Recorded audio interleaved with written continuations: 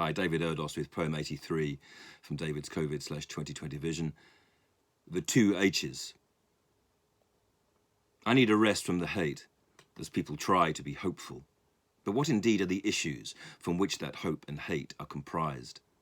Some belief in return, and that things will work as we wish them, and that the world we'll meet will recover and not be deformed or defiled. Cummings won't go.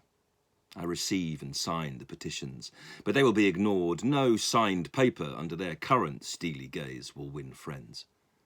These rulers know they've got years, and this is the reason I hate them.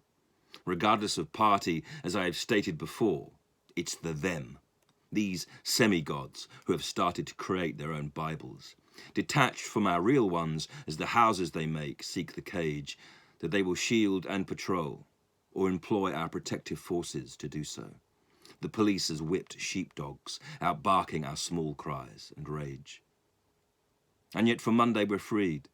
6 at a time can go out and with a ref presumably play 5-a-side football, but only against themselves, or some others, as long as they do not tackle or mix on the field. A football mirror image, in fact. But why make this connection?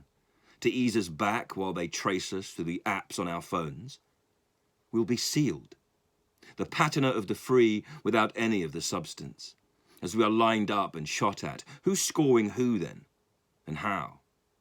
Elsewhere, synagogues will regain one rabbi and half a minion, and funerals admit mourners in a league table of grief as prayers bow. It is literally one foot in sun while the other is rained on. One life in numbers and another obscured into words. As the dictates expand, the illusion grows with it. And as we make moves within it, we ruin the real. It's absurd. We are on more than eggshells. It's air that we can no longer trust, if I'm honest. If only we could peel it back like a curtain to reveal the screaming face next to us. It is like that one devil frame in The Exorcist. Friedkin saw it. And now we see it too. It is present, and the feeling it gives us becomes a battering ram to smash trust. That's where they have us, the them, with each of us held under the new dominion of Cummings, who builds on Brexit to show that our entrances and our exits may have already been prescribed and designed. If only my two sacred H's were here, Heathcote Williams, Harold Pinter, how they would have raged and wrought fire, burning each germ. But they died. Life robs us of the voice, but at least we still have the writing. Here, hope and hate fuse together, as with each resonant H, life's described. I close my eyes, think of friends. 2 will have spent their day up a ladder. Another, with whom I have bantered, made a sweet and touching call for advice. And then in the evening a quiz with 5 old friends from school.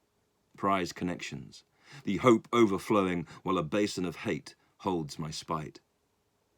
Life will move now, for me, between the states I'm describing.